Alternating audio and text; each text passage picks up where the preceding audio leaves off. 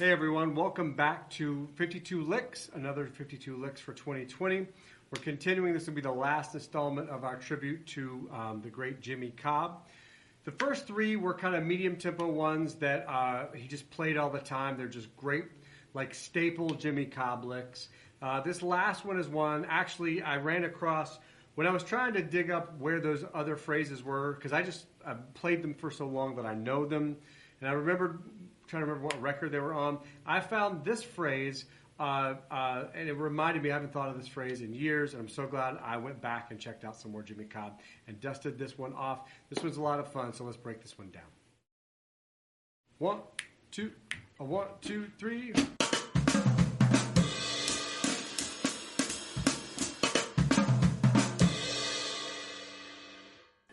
Starts on the end of 4, a little stick shot, loves his stick shots. This time we're going to fall down the drums, and then on our way back up, we're going to play a left flam, and then crash with the left. I crash with the left. You can also crash with the right. We'll get into that later, but that's the phrase.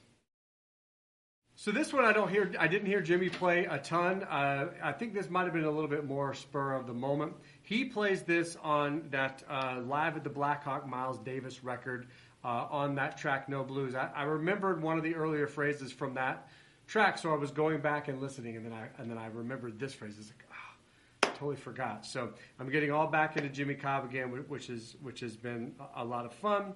So this is going to be on that same record. I believe this is at the end of the trading, where they're basically playing twos, and then he whips this phrase out, and it's a little bit of a departure from a lot of the other stuff that we have been working on and that he kind of normally plays. So I think it's a fun one. It's a little bit, it's one that we don't hear nearly as much. Some of the other phrases, not only did Jimmy play a lot, but you'd hear other bebop drummers play those as well. They're great staple licks. This is one that's a little bit more unique. So the first part, he's basically just falling down the drum. So it's 1, 2, 3, 4. That part should be fairly simple. 1, 2, 3, 4. Just right, left, right foot. The creative part is coming back up the drums. So from there, after he plays that, with your hands still right over the drums, just play right, and then we're going to play a flam, which is left, right.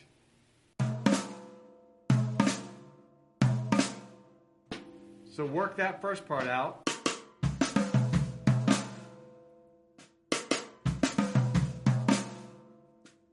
Now from here, I played it with, I take my left hand and then crash on the left crash.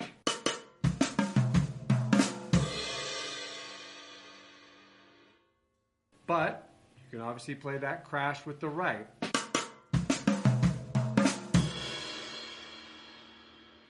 Try both of them. For me, being traditional grip, and I'm already on the rack tom, to reach out and play that crash is pretty easy. If in your setup that's a little bit more difficult, or you want to get right back to this ride cymbal, you know, that's a subtle thing. And obviously, what you can do in voicing is, if you want, you don't have to play that flam at the end. You can just play, which is a nice variation. So don't come back to the snare drum.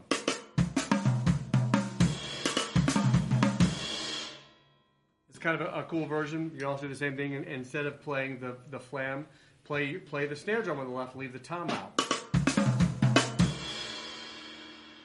That way, particularly as a fast tempo, sometimes that flam might start to gum up the works a little bit.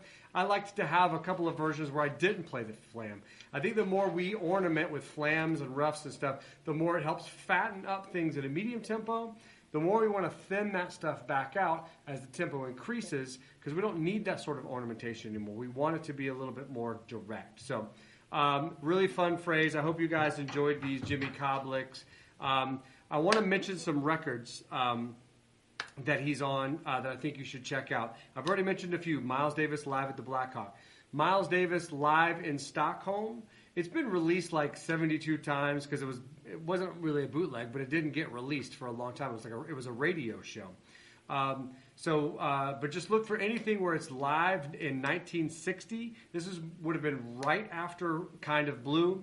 The band is going to tour without Cannonball Adderley. It's the last tour that John Coltrane did with the band. Check out that record. And then the other ones I mentioned were Wes Montgomery Smoking at the Half Note and Art Pepper Getting Together. Some other good ones. Anything with the Wynton Kelly Trio, where Jimmy Cobb's on drum, that was the trio for a long time. Check out anything with Wynton Kelly's trio and Jimmy Cobb. They were just such a great unit together. They backed up Miles. They backed up Wes Montgomery. They backed up Art Pepper. They also backed up. There's a great record with Joe Henderson entitled Four. So Joe Henderson with the Wynton Kelly Trio, I think is what it's called. Four.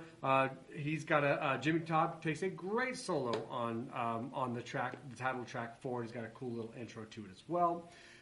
He also had some, don't sleep on his later stuff. He had some great records. He has a great band for a long time in New York called Jimmy Cobb's Mob with Peter Bernstein and a couple different organ players. I think the main group had Brad Meldow on piano, the great John Weber on bass, Jimmy Cobb's Mob. They have a couple of great records out. Check those out. He also did a cool record. I think it's called West 55th, but it's with Christian McBride on bass and Hank Jones on drums. Man, he just sounds great on those records as well. So don't sleep on his later stuff. He's still swinging and has some really hip stuff going on as well. It has some new language, not necessarily all the stuff from the 60s. I'm babbling. That's because I love me some Jimmy Cobb, and I want you to love him as much as I do. Please check out those records. It'll make your foot will get sore from tapping so much. All right. Thank you much for checking these out. We'll do some more coming up pretty soon. See you on the next one. Good luck.